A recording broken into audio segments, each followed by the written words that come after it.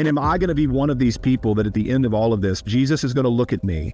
I will have spent my entire life meaning to genuinely and sincerely and earnestly follow him. And he will say, depart from me, I never knew you. I remember telling my wife, I'm like, all my sermons sound the same. And I'm always angry all the time because that's how I was trained, to be this angry preacher, to just, scare people into submission.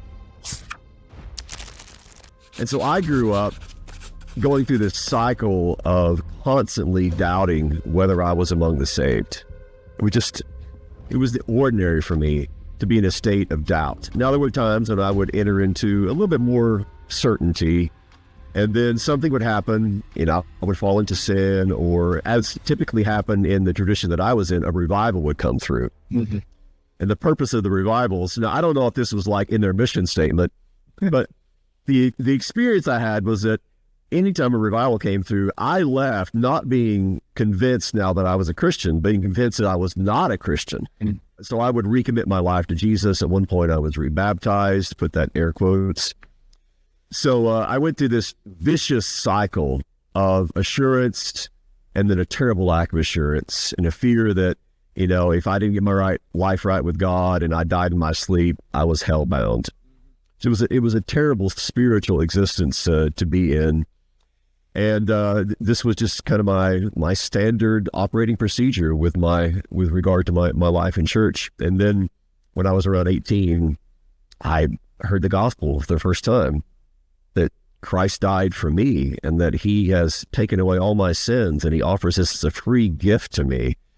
And that was a truly life-changing moment, because I then began to realize that it was no longer inside me where my assurance was to be found, but it was outside me in the objective work of Christ on my behalf.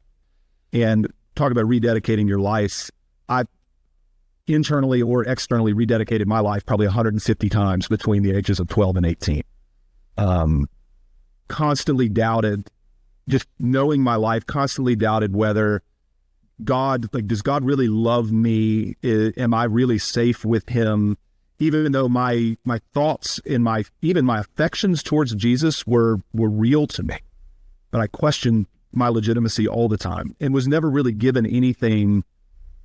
Talk about the objective reality of Jesus for me, that everything that Jesus did for the redemption of mankind, he did it for me in my place as my representative, and that he is enough to save even me, was not made all that plain by any of the pastors that I had growing up.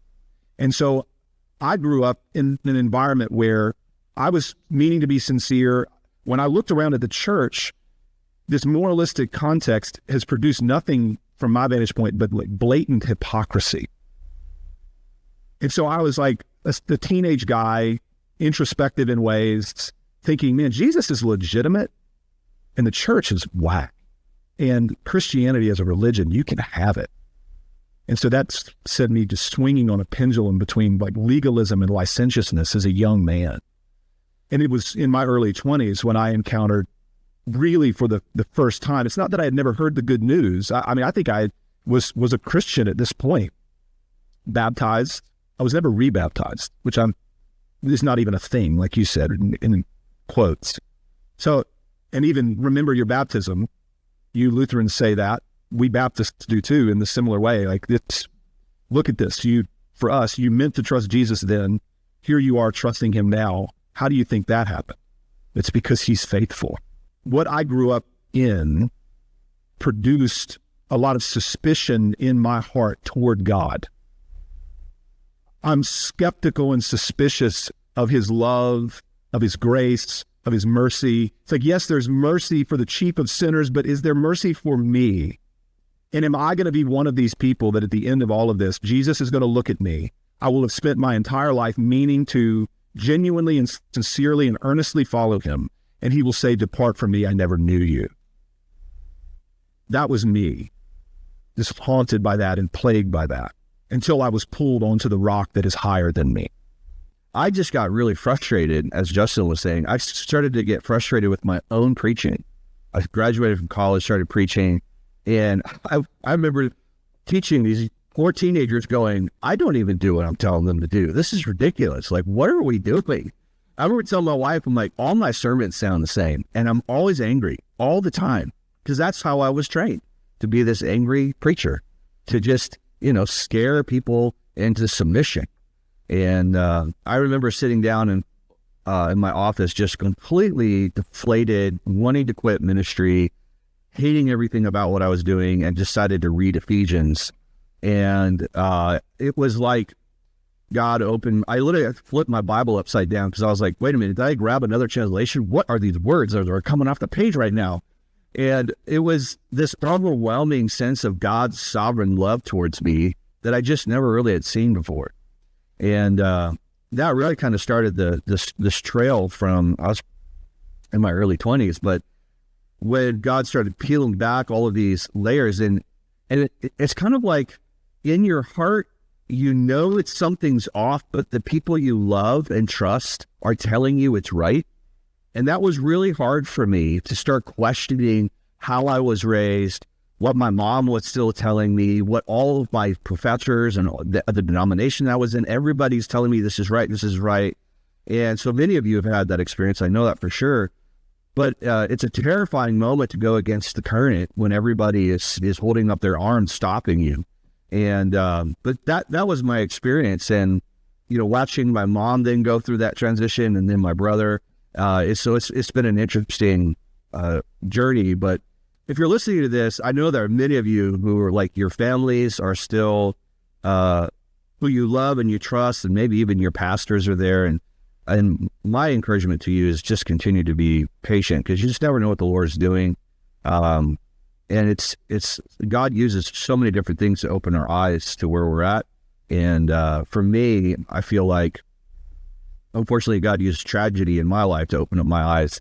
And if it wasn't for that, I don't know, I could still be an independent, fundamental King James Baptist preacher, But the Lord was gracious and kind to open my eyes, and I think it's healthy sometimes to remember that. I know we hate the word journey, but God does have a path for us. That at times we make our eyes the word journey. Yeah. So, anyways, that's my shortened version of kind of where I came from. What we're trying to do, it's good to deconstruct things that are harmful. It's good to point out the errors in doctrine that's off. But we don't want to just burn things down. We want to pull people up onto the rock that is higher than we are. So don't stop with the deconstruction. We want to reconstruct and herald who Jesus is for us and make that what we are about. Make him what we are for, rather than just being against pietism or against revivalism or against whatever the ism may be.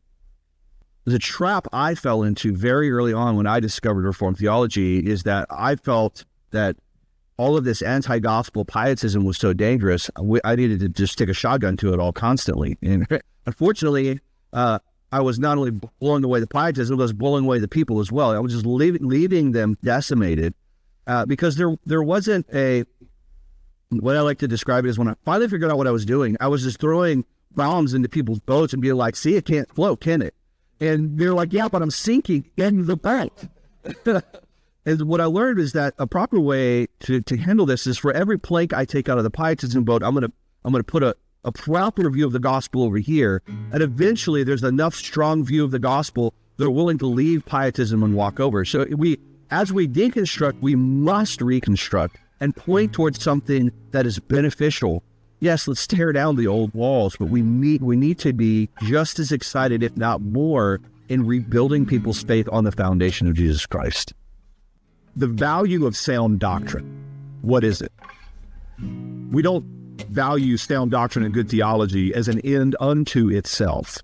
We value sound doctrine and good theology because it makes Jesus Christ plain. It takes the clutter off. It holds him up and out, and it exalts him. And so we're not just geeked up over doctrine because we're theology nerds and we like doctrine. It's like, no, this really matters so that the saints can see their Savior. So that every time we get together, we can leave and say, we've seen him today.